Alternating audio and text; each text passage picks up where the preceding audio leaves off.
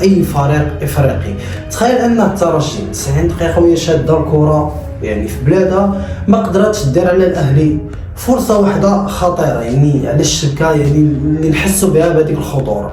تخيل ان الاهلي الماتش كامل لعبه دفاعيا وكانت خطيره على الترجي في اي كره كتشد الاهلي كتلاحظ ان الاهلي خطير.